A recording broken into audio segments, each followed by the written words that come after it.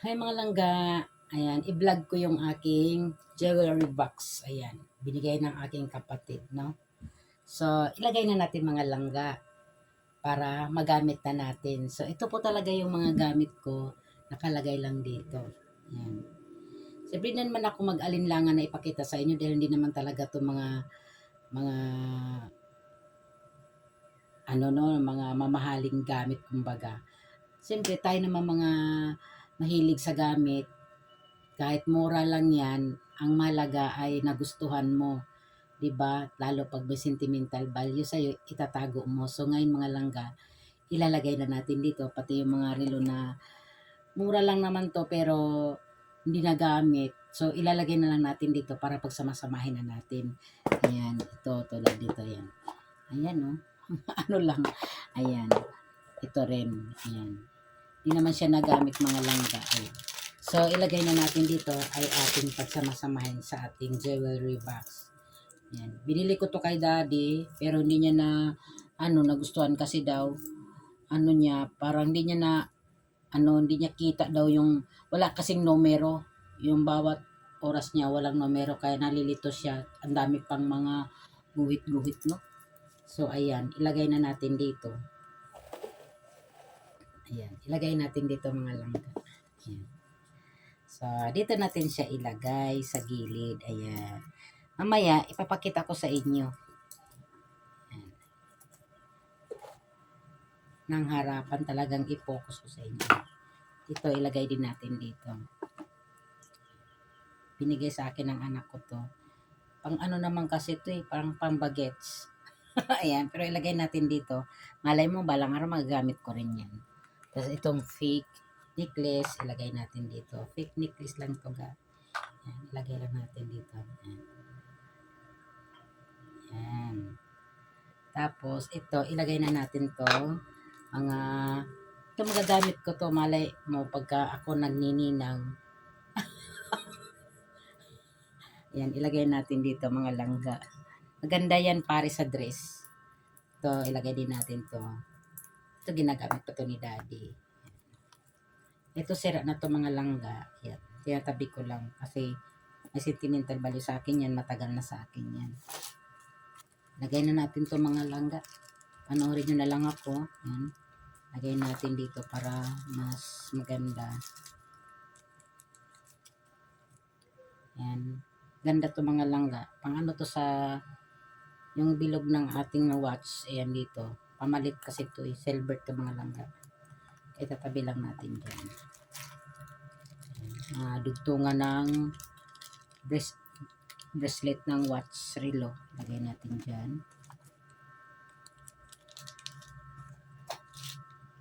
Ito. Stainless. May sentimental value sa akin to mga langga. Ayan. Wala lang yung pinaka pendant na isama ko ilagay sa tray ng egg. Nagpinagpatong ko na wala, hindi ko na naalala. Ito, naputol. Walang panahon para magdugtong. Ayan. Lagay natin dito.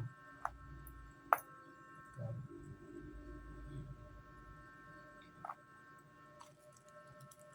Ito din. Pandora.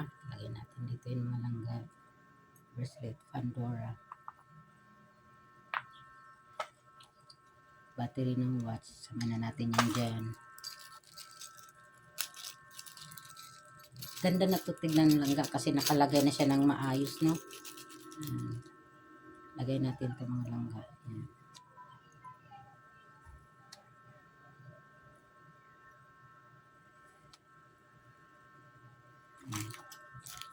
Ito, sinsinida di, lagay natin dito. Hindi naman niya ginagamit, lagay natin dito.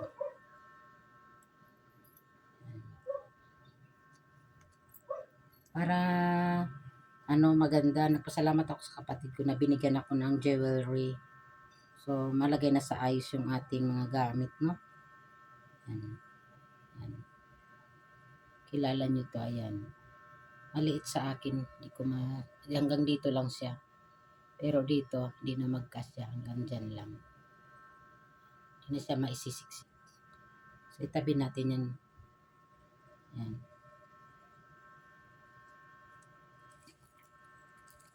So, mga abubot mga liliit. Lagay na lang natin dito sa isang tabi. Sama-samahin na natin dyan. So, ayan ang mga langga. Ilagay na natin dito. Diba? Nasa ayos na siya. Okay na siya. Yan. Yan. Masaya lang ako kasi siyempre, net tignan kapag ang gamit mo ay nasa ayos ang lagayan.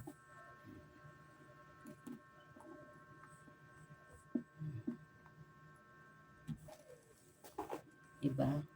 Kahit na hindi yan mga purong solid ginto, ayos lang yan. Hindi ka dapat mahiyang mag-flex kasi mahalaga naman sa'yo yan. Yan. Yan ang mga langga. Diba ang ganda na? Ganda na, tignan. Malinis yan siyang tignan. Diba? So, ayan. Shout out sa kapatid ko, Evangeline Slien. Ganda na. Ayan. Diba? Ayan. Saya lang ako kasi naayos na malagay yung ating mga simpleng alahas. Ayan, mga langga. And thank you for watching mga langga. Ayan. Huwag tayong mahiyang ipakita yung mga alahas natin kahit na hindi naman mga purong ginto yan. Ang importante may alahas tayong naitatabi, no? Yan mga langga.